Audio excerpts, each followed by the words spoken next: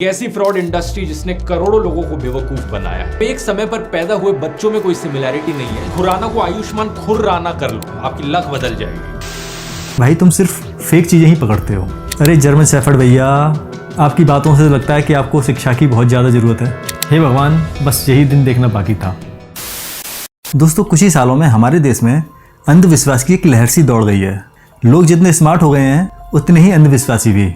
यहाँ मैं अंधविश्वास शब्द का प्रयोग किसी धर्म या किसी राजनीतिक पार्टी के लिए नहीं कर रहा हूँ, बल्कि पश्चिमी विचारधारा रखने वाले, ख्वाबों की दुनिया में जीने वाले और आधुनिक शिक्षा प्रणाली से तैयार किए गए नमूनों के लिए कर रहा हूँ, जो कि मैनिपुलेटेड और झूठे कंटेंट को परोसने वाले बुद्धिजीवी और ब्रह्मज्ञानी यूट्यूबर्स को फॉलो करते हैं। तो दोस्तों, आप समझ ही गए होंगे कि आज हम किस ब्रह्मज्ञानी के बारे में बात करने जा रहे हैं। बहुत ही तेजी से फेमस हुआ एक मॉडर्न, एथिस्ट, लॉजिकल, प्रैक्टिकल और सिर्फ विज्ञान पर विश्वास करने वाला नई जनरेशन का यूट्यूबर, जिसका नाम है ध्रुव राठी। जी हाँ, आपने सही सुना, हम बात करने जा रहे हैं ध्रुव राठी के बारे में।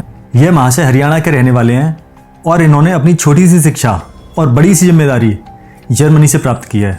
और ये गुलाबी के चक्कर में अपने देश की संस्कृति भी भूल चुके हैं। यह शायद पता ही ना हो, खैर हमें क्या, लेकिन आज की डेट में ये करोड़ों लोगों के टीचर बने हुए हैं और इन्होंने पूरे संसार को शिक्षित करने का भी ठेका ले लिया है। इनकी वीडियो ज्ञानवर्धक होती हैं, ऐसा इनके फॉलोअर्स मानते हैं, और कहीं कहीं ठीक भी होती हैं। लेकिन इनके वास्तविक ज्ञान की बात की जाए तो ये सिर्फ अपनी टीम के द्वारा तैयार की गई मसालेदार स्क्रिप्ट को पढ़ने आते हैं और चले जाते हैं। इनकी वीडियो में ना तो कोई इनका पर्सनल व्यू दिखता है और ना ही ज्ञान झलकता है, बिल्कुल इन पॉलिटिशियंस की तरह।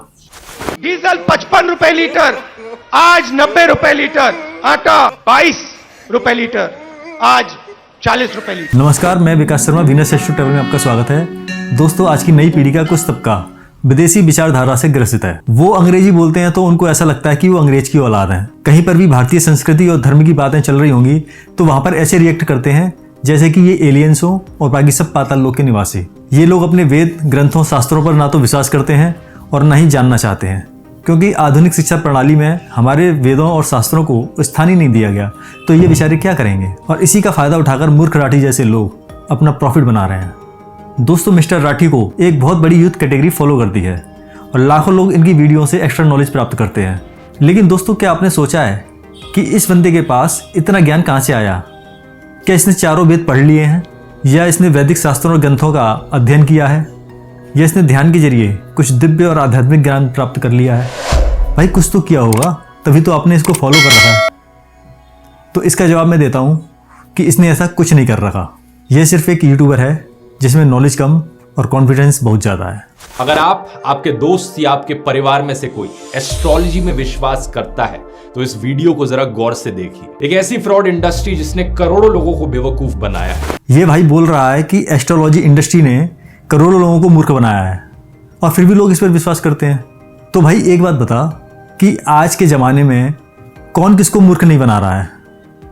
कोई सी ऐसी एक कंपनी बता दे जो कि ईमानदारी से कार्य कर रही है। नेता, अभिनेता, डॉक्टर, वकील, phone company, internet, food, travel, service provider, सब के सब जनता को मूर्ख बना रहे हैं भाई। बाबा रामदेव, आचार्य प्रशांत, सदगुरु जैसे सेलिब्रिटी बाबा, ये क्या हिमालय की गुफाओं से तपस्या करके आए हैं? यह इन्होंने वेद और शास्त्रों को समझ लिया है, यह इनको आध्यात्मिक ज्ञान की प्राप्ति हो चुकी है? ऐसा कुछ नहीं है ना, फिर भी ये ज्ञान पेल रहे हैं। अब आते हैं एस्ट्रोलॉजी पर। तो भाई एक बात सुन ले कि एस्ट्रोलॉजी कोई हलवा नहीं है। इसके लिए पढ़ाई की जाती है, और वो भी कहीं विदेश या जर्मन में नहीं, सिर्फ भारत में पढ़ाई की जाती है। दुनिया के सबसे बड़े ग्रंथ, वेद और शास्त्र कहाँ के हैं बताओ? हमारे भारत के। और ये किस भाषा में लिखे हुए हैं ये पता है आपको? ये भारत की प्राचीन भाषा और देव भाषा संस्कृत में लिखे हुए हैं। ये सब भारत में ही है, क्योंकि ये भारत की संस्कृति का हिस्सा है। तुम बोलते हो कि एस्ट्रोनॉमी पढ़ो, एस्ट्रोलॉजी नहीं। तो भाई ये बात बता देता हूँ कि एस्ट्रोलॉजी ही एस्ट्रोनॉमी का बाप है। विज्ञान ने 17वीं शताब्दी में बताया था कि सूर्य पृथ्वी से 15 करोड़ किलोमीटर दूर है, लेकिन तुलसीदास ने हनुमान चालीसा के जरिए 16वीं शताब्दी में बता दिया था कि जुग सहस्त्र योजन पर भानु, लील्य ताहि मधुर फल जानू। यहाँ पर एक जुग 12,000, एक सहस्त्र 1,000, योजन 8 मील। अगर इनको किलोमीटर में कन्वर्ट किया जाए तो 12,000 इंटू 1,000 इंटू 8 यानी कि 9 करोड़ 60 लाख मील बनता है। अब एक मील में 1.6 किलोमीटर होता है। यानी कि 9 करोड़ 60 लाख मील को हम मल्टीप्लाई करेंगे 1.6 से, तो ये बैठेगा 15 करोड़ 36 लाख। तो यानी कि पृथ्वी से सूर्य 15 करोड़ 36 लाख किलोमीटर दूर है। ये हनुमान चालीसा में बहुत पहले ही बताया जा चुका है। तो इसको क्या कहेंगे? है इसका जवाब तुम्हारे पास? बेटा, जब विज्ञान लिक्विड फॉर्म में था ना, तब से ज्योतिष विज्ञान फुल फॉर्म में रहा है। तुम्हारी नॉलेज के लिए बता देता हूँ कि भौतिक विज्ञान, रसायन विज्ञान, जीव विज्ञान, खगोलीय विज्ञान, जितने भी विज्ञान हैं, ये हमारे 4 वेद, ऋग्वेद, यजुर्वेद, सामवेद और अथर्ववेद, इनसे ही निकले हुए हैं। और ये भी सुन लो भाई, संसार में जितनी भौतिक और आत्मिक व्यवस्था हैं, ये सब हमारे वेद, ग्रंथ और शास्त्रों से ही शुरू होते हैं और इनमें ही खत्म होते हैं। लेकिन इसको समझने के लिए इंसान के अंदर आत्मज्ञान का होना बहुत ज़रूरी है। जो इंसान अपने नाम के बारे में, अपने बारे में, अपने शहर के बारे में, अपने देश के बारे में नहीं जानता, वो क्या घंटा किसी और के बारे में जानेगा? 11 ज्योतिषी बताएंगे हम वर्ल्ड कप लाएंगे। इस न्यूज प्रोग्राम में बैठे 11 ज्योतिषियों ने कुछ बड़ी ही चमत्कारी एस्ट्रोलॉजिकल प्रेडिक्शंस दी। प्रेडिक्शंस को लेकर इतना गलत होना ये पहली बार नहीं है, ऐसा हुआ दोस्तों। हर साल लाखों ऐसी प्रेडिक्शंस करी जाती हैं एस्ट्रोलॉजर्स के द्वारा जो गलत जाती हैं, लेकिन लोगों को कोई फर्क नहीं पड़ता। दोस्तों, अब हम बात करेंगे प्रेडिक्शंस के बारे में। तो बता देता हूं कि प्रेडिक्शंस सिर्फ किसी व्यक्ति की कुंडली में स्थित लगन चार्ट, नवमान चार्ट, चंद्र चार्ट आदि के द्वारा की जाती है और प्रकृति में होने वाले चेंजेस की भी की जाती है, क्योंकि ग्रहों और नक्षत्रों के मूवमेंट से ही प्रकृति में और इंसानों में बदलाव आते हैं। लेकिन ध्यान रहे, प्रेडिक्शन सिर्फ एक अनुमान है, एक कैलकुलेशन है। यह कोई पत्थर की लकीर नहीं है, जो बोल दिया या लिख दिया वही होगा। किसी एस्ट्रोलॉजर की प्रेडिक्शन 20% काम करती है, किसी एस्ट्रोलॉजर की प्रेडिक्शन 50% करती है, किसी की 90%। ये सब शिक्षा और उसके अनुभव पर भी डिपेंड करता है। और जो क्रिकेट मैच या स्टॉक मार्केट की प्रेडिक्शन करते हैं, ये सब के सब झोला छाप एस्ट्रोलॉजर होते हैं। और यही नहीं, रोज़ सुबह सुबह आपको न्यूज़ चैनल और अखबारों में पोंगा पंडित आपके राशिफल बताते हुए दिख जाएंगे। लेकिन इन झोला छापों की वजह से एस्ट्रोलॉजी पर उंगली उठाना, क्या ये सही बात है? बहुत ही वाहियात बात है। डॉक्टर और मेडिकल स्टोर वाले 5 रुपये की गोली 500 रुपये में बेचते हैं। टेक्नोलॉजी के नाम पर एप्पल कंपनी जनता को लाखों का चूना लगा रही है। तो क्या मेडिकल साइंस और टेक्नोलॉजी साइंस ये गलत है? ये जो एक्वेरियस सनसाइन है, ये उन लोगों के लिए होता है जिनका बर्थडे 20 जनवरी से लेकर 18 फरवरी के बीच में आता है। बंटी, बबली और बबलू। बंटी का बर्थडे आता है 20 जनवरी को, बबली का बर्थडे आता है 18 फरवरी को और बबलू का बर्थडे आता है 19। भाई एक बात सुन लो कि एस्ट्रोलॉजी की कोई सीमा नहीं है और ना ही इसका बंधन है। अब तुमने एक उदाहरण दिया है कि 20 जनवरी से लेकर 18 फरवरी तक एक्वेरियस होते हैं, 19 फरवरी से 20 मार्च तक पाइसेस होते हैं, 21 मार्च से 19 अप्रैल तक एरीज होते हैं। तो इस पर मैं कहूँगा कि भाई तुम सिर्फ फेक चीज़ें ही पकड़ते हो। ये वाली पद्धति तो वैदिक एस्ट्रोलॉजी की है ही नहीं। ये तो आधुनिक विद्वानों ने अपनी सुविधा के अनुसार इसको डिजाइन कर लिया है। बल्कि वैदिक एस्ट्रोलॉजी में तो राशि को भी नहीं मानते, क्योंकि प्राचीन समय में राशि हुआ ही नहीं करती थी, सिर्फ नक्षत्र के आधार पर ही प्रेडिक्शन होती थी। मैं मानता हूँ कि आजकल लोग मॉडर्न हॉरोस्कोप और टैरो कार्ड पर काफ़ी बिलीव करते हैं, काफ़ी पसंद करते हैं, लेकिन ये जो है वैदिक एस्ट्रोलॉजी का हिस्सा नहीं है। फिर भी लोग इसके चक्कर में फंस जाते हैं। राठी भैया ने एक उदाहरण दिया है डॉक्टर वेंकटरमन रामाकृष्णन का। डॉक्टर वेंकटरमन रामाकृष्णन, जिन्होंने नोबेल प्राइज जीता था केमिस्ट्री के लिए, उन्होंने क्लियरली कहा था कि स्टार्स और प्लैनेट्स जिस तरीके से भी मूव करें, आसमान में तारे जैसे हिलते रहें, उससे इंसानों की जिंदगी पर कोई असर नहीं पड़ता है। इन्होंने नोबेल प्राइज जीता है केमिस्ट्री के लिए। अरे जर्मन शेफर्ड भैया, अगर आप भैंस से अंडा और मुर्गी से दूध मांगोगे तो आपको मिल जाएगा। कहाँ केमिस्ट्री, कहाँ एस्ट्रोलॉजी? हे भगवान, आपने जर्मनी में पढ़ाई की है, कुछ और तो नहीं किया। आपकी बातों से लगता है कि आपको शिक्षा की बहुत ज़्यादा ज़रूरत है। चलो मैं बता देता हूँ, जितने भी ब्रह्मांड में स्थित ग्रह, उपग्रह, नक्षत्र और स्टार्स हैं, ये सब प्रकृति का हिस्सा हैं। और हम इंसानों का जीवन चक्र, जीव जंतु, पर्यावरण, ये सब इस प्रकृति का ही एक अंग है। और हम सबका प्राकृतिक चीज़ों से गहरा संबंध है। तुम्हारी जानकारी के लिए बता देता हूँ कि मनुष्य का शरीर पंच तत्व से मिलकर बना है, यानी कि 5 एलिमेंट्स। और ये भी बता देता हूँ कि ये पूरा ब्रह्मांड पंच तत्व पर ही आधारित है। आकाश मंडल में 9 ग्रह हैं, जिनमें से सूर्य और चंद्र का मनुष्य के जीवन पर प्रत्यक्ष प्रभाव पड़ता है, और बाकी जो ग्रह हैं उनका अप्रत्यक्ष रूप से प्रभाव पड़ता है। उदाहरण भी दे देता हूँ, सूर्य के उदय होने से पहले चंद्र का प्रभाव रहता है, और सूर्य उदय होने के बाद पर्यावरण में तापमान बढ़ जाता है। तो उसके अनुकूल होने के लिए हम लोग छाँव का, पंखे का, AC का सहारा लेते हैं। क्यों भाई? अगर हमारा किसी ग्रह से कोई लेना देना नहीं है तो अपनी मर्जी से जियो ना, अपनी मर्जी से काम करो। क्यों इंसान रात में सोता है और दिन में काम करता है? क्यों सर्दियों में गर्म कपड़े पहनता है और गर्मियों में नंगा घूमता है? क्यों भाई क्यों? तो भैया जिस तरह समुद्र की गहराई रहस्यमयी है, उसी प्रकार प्रकृति को समझना नामुमकिन है। विज्ञान से परे इस संसार में और भी कुछ रहस्य हैं जो कि तुम्हारी सोच से बहुत दूर हैं। मैं विज्ञान और ज्योतिष विज्ञान दोनों पर विश्वास करता हूँ, क्योंकि हमारे जीवन में भौतिक सुख विज्ञान की देन है और मानसिक और आत्मिक सुख ज्योतिष विज्ञान की देन है। जिस प्रकार इंसान का शरीर बीमार हो जाता है तो उसे डॉक्टर की आवश्यकता होती है, उसी प्रकार जब इंसान मानसिक और आत्मिक रूप से बीमार हो जाता है तो उसे प्राकृतिक शांति की जरूरत पड़ती है। और एस्ट्रोलॉजी हमें प्रकृति, धर्म और सत्कर्म से जोड़ने का कार्य करती है। इस धरती पर पर्यावरण और मानव कल्याण के लिए ही ज्योतिष विज्ञान की उत्पत्ति हुई थी।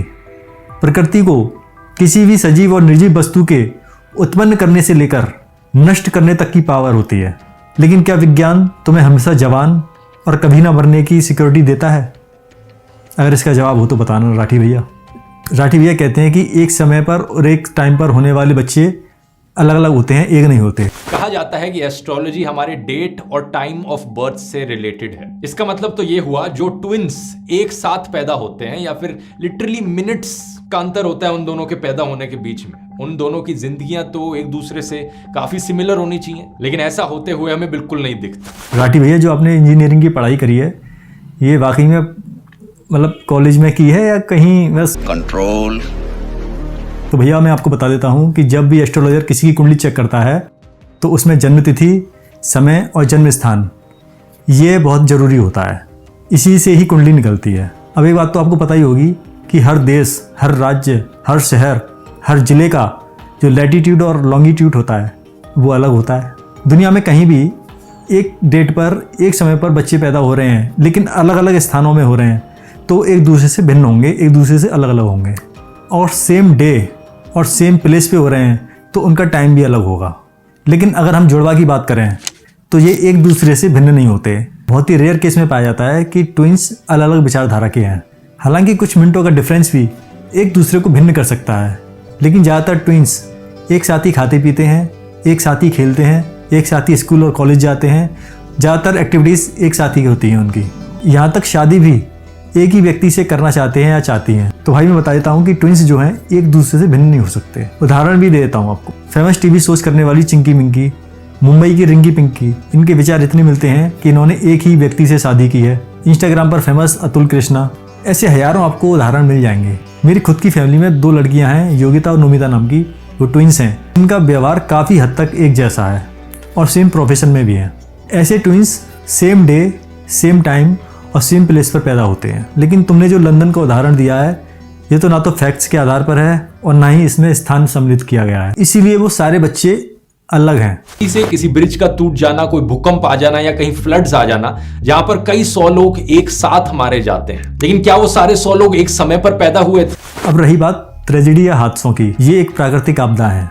इस सृष्टि में जो भी जीव जन्म लेता है उसकी मृत्यु निश्चित है, ये सभी जानते हैं। लेकिन कौन कब जन्म लेगा, कौन कब मरेगा, ये ना तो विज्ञान और ना ही कोई और विज्ञान बता सकता है। ये सिर्फ प्रकृति अपने हिसाब से करती है। लेकिन जन्म से लेकर मृत्यु तक के बीच का समय बहुत महत्वपूर्ण होता है। उस काल में मनुष्य के साथ क्या होगा, वो कैसा रहेगा, क्या करेगा और उसका जीवन कैसा रहेगा, इन सब का पता आप ज्योतिष विज्ञान के द्वारा लगा सकते हैं। और वैसे भी मृत्यु के पीछे कर्मों का बहुत बड़ा रहस्य माना जाता है। मनुष्य के कर्म ही डिसाइड करते हैं कि उसको क्या भोगना पड़ेगा, उसको कैसी मृत्यु प्राप्त होगी। जैसे कि अकाल मृत्यु, अननेचुरल डेथ, ये सब मनुष्य के कर्मों पर आधारित होती है। कर्म हमारे शास्त्रों में 3 प्रकार के बताए गए हैं: प्रारब्ध, संचित और क्रियामान। मनुष्य का जन्म लेने के बाद प्रारब्ध कर्मों का फल भुगतना ही पड़ता है। क्या आपने ऐसा सुना है कि किसी ट्रेन हादसे में पूरी की पूरी ट्रेन खत्म हो गई हो, उसमें जितनी सवारी थी, जितने भी लोग थे, सारे के सारे मर गए हों? या किसी हादसे में सब खत्म हो गया हो, कोई नहीं बचा हो? हाँ, कुछ हवाई हादसों में ऐसा मिल सकता है, लेकिन उसमें कितने लोग होते हैं? 200, 400, 500 इतने ही होते हैं ना, इससे ज़्यादा तो नहीं होते। लेकिन इससे ज़्यादा लोग एक राज्य में रोज बिना किसी हादसे के ही मर जाते हैं। ये तो प्राकृतिक आपदा है नहीं ना। हमारी डेस्टिनी, हमारा फ्यूचर ऑलरेडी लिखा जा चुका है, तो कोई फर्जी बाबा उसे कैसे बदल सकता है? अगर हम डेस्टिनी या फ्यूचर की बात करें तो 1974 में स्टीव जॉब भारत के उत्तराखंड के कैंची धाम में बाबा नीम करौली से मिलने आए थे।